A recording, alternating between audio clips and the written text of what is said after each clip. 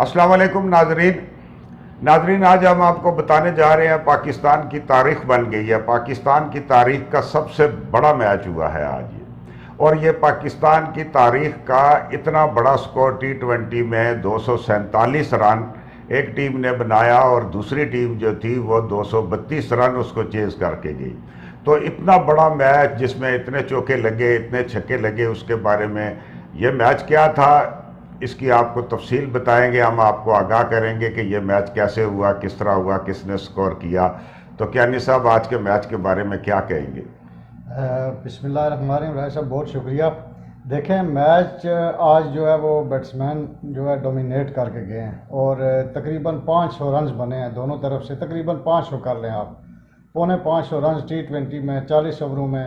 ये amazing sir, wonderful. आज toss जो था वो यूनाइटेड ने जीता।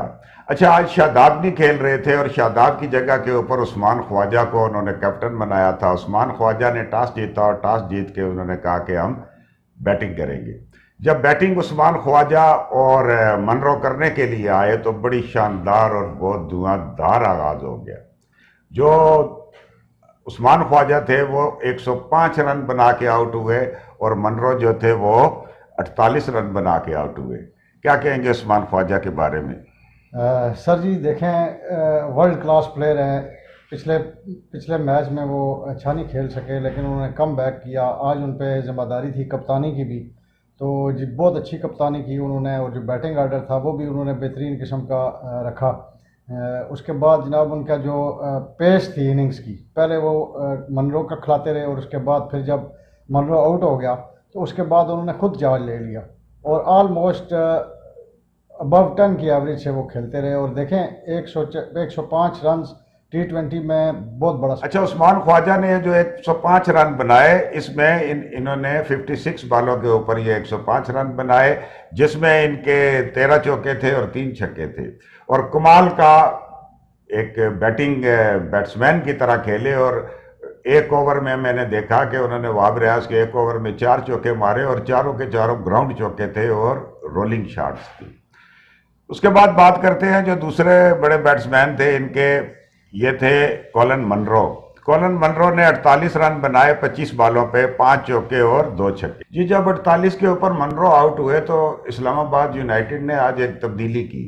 ये जो आज छक्के और चौके लग रहे थे, मेरे ख्याल में जो जाज़ई ने इनिंग्स खेली थी, इसने एक नया बाब खोल दिया है। अब टीमें जूं जूं सेमीफाइनल के करीब जा रही हैं अपना पूरा जोर लगा रही हैं। ये बैटिंग क्यों कर रहे थे पहले के एक वक्त ऐसा आ जाएगा कि टीमें बहुत करीब हो जाएंगी, रन रेट के ऊपर फैसला होंगे। 1 डाउन वो आसिफ अली को लेके आए। आसिफ अली ने टोटल जो गेंदें खेली वो 14 थी और 43 रन बनाए। आसिफ अली ने 5 छक्के मारे और 2 चौके मारे। कमाल। बात करते हैं आसिफ के हवाले से। सर देखें, आसिफ बहुत बड़ा प्लेयर है, लेकिन वो इंटरनेशनल लेवल पे परफॉर्म नहीं कर सका, तो अभी उसकी फॉर्म वापस लगी है।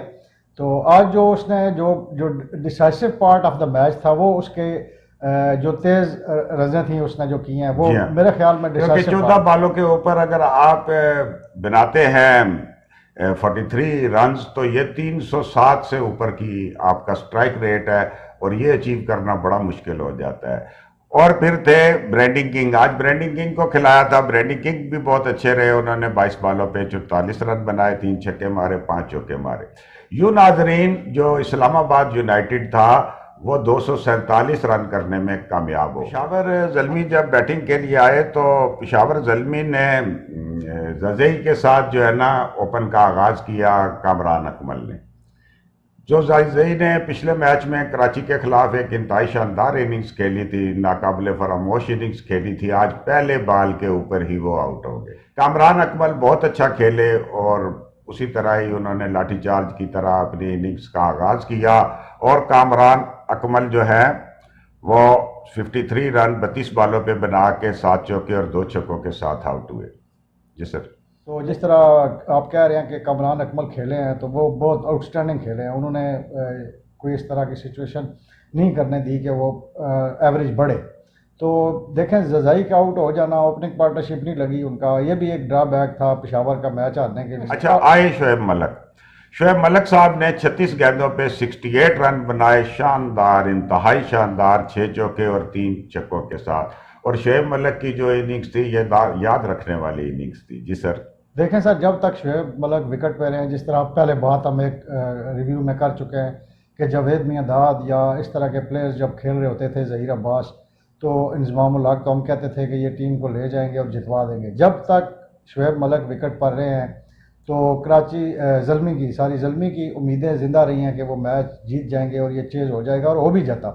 آؤٹ کلاس ایکسپیرینس انہوں نے اپنا استعمال کیا. پہلے وہ کھلاتے رہے دوسرے پلیئرز کو، کمران اکمل کے ساتھ کھیلے، پھر دوسرے جو پلیئر ان کے ساتھ آئے ان کے ساتھ کھیلے، اور پھر جب ضرورت پڑی تو انہوں نے اٹیں بھی ماری اور سنگل بھی کیے، اور آؤٹ اسٹینڈنگ اننگس انہوں نے کھیلی. اپنی زندگی کی یادگار اننگز میں سے ایک تھی، لیکن انفارچونیٹلی وہ اسے میچ وننگ نہ بنا اس سکے. کے بعد ردرفورڈ جو تھے، انہوں نے بڑی شاندار اننگز کھیلی. انہوں نے 8 بالوں کے اوپر 29 رن بنائے، اور ایک وقت میں ایسا لگنے لگا، یعنی کہ کئی دفعہ ایسے ہوتا ہے جیسے کیانی صاحب بھی کہہ رہے تھے کہ ایک ٹیم جب بہت بڑا سکور کرتی ہے تو دوسری ٹیم جو ہے وہ پہلے ہی اب 147 پہ لوگ فائٹ کرتے ہیں، جیتنے کی کوشش کرتے ہیں. 247 کے پیچھے کون جائے؟ آفرین ہے وہاب ریاض کو اور پشاور زلمی کو کہ انہوں نے یہ سارا کچھ کیا. 8 بالوں کے اوپر ردرفورڈ نے 29 رن بنائے، اور یہ ایک اسی طرح کی اننگز تھی جو 307 کا سٹرائک ریٹ تھا اگر آصف علی کا، تو ان کا 362 کا سٹرائک ریٹ تھا. 362 بہت بڑا سٹرائک ریٹ ہوتا ہے. تو دیکھیں سر، جس طرح کک دیا آصف کی اننگز نے اسلام آباد یونائٹڈ کی اننگز کو، اسی طرح سے میچ میں واپس لے آئی تھی ردرفورڈ کی اننگز. 8 آلموسٹ 1 اوور ہے، 1 اوور 2 گیندوں میں انہوں نے 29 رنز بنائے، اور وہ میچ میں واپس لے آئے تھے پشاور زلمی کو. اس وقت لگ رہا تھا جیسے آپ کہہ رہے ہیں کہ ابھی پشاور زلمی میچ جیت جائے گی، اور میرا اب راجہ صاحب کا یہ اپنا ہی خیال تھا کہ اگر ایک اچھا اوور مل جاتا اور ایک اوور یا کوئی 1.5 اوور، جس طرح وہ 8 گیندیں اور کھیل جاتے تو پشاور زلمی میچ لے جاتی. جی ہاں. اور اب جب امید کھڑے تھے اور ان کے ساتھ وہاب ریاض کھڑے تھے، تو آخری اوور جب آیا تو آخری اوور میں 23 رن چاہیے تھے. لیکن اس میچ کی خاص بات جو تھی وہ عاقف جاوید کی بولنگ تھی. عاقف جاوید نے وہ 23 رن ان کو نہیں بننے دیے، اور کوئی ایسی لوز شاٹ نہیں دی. یارکر کراتا رہا اور اتنے اچھے بال کراتا رہا کہ اس کو کوئی جو ہے وہ چھکا نہیں لگ سکا. دیکھیں سر، مقابلہ تو دل ناتوان نے خوب کیا. جس طرح وہاب ریاض کھیلے ہیں، حالانکہ وہ بیٹسمین نہیں ہیں لیکن وہ آل راؤنڈر کے طور پہ انہوں نے آخر تک، آخری بال تک، آخری اوور تک، جیسے آپ کہہ رہے ہیں کہ انوالو رہے ہیں اتنے بڑے سکور کے پیچھے جانے کے لیے. اور دوسری طرف عمید آصف بھی اننگز کھیلے ہیں، وہ جس طرح کی سچویشن تھی وہ اتنی منتی. تو جہاں رہا بالنگ کا سوال تو ابھی بات کریں گے بالنگ پہ، لیکن عاقف نے جو آخری اوور کیا ہے امیزنگ، آؤٹ اسٹینڈنگ ہے. اس نے اگر ایک یا 2 باؤنڈریز پہلی 1-2 بالوں میں لگ جاتی تو ظاہر ہے ہاتھ پاؤں پھول جاتے ہیں بالرز کے.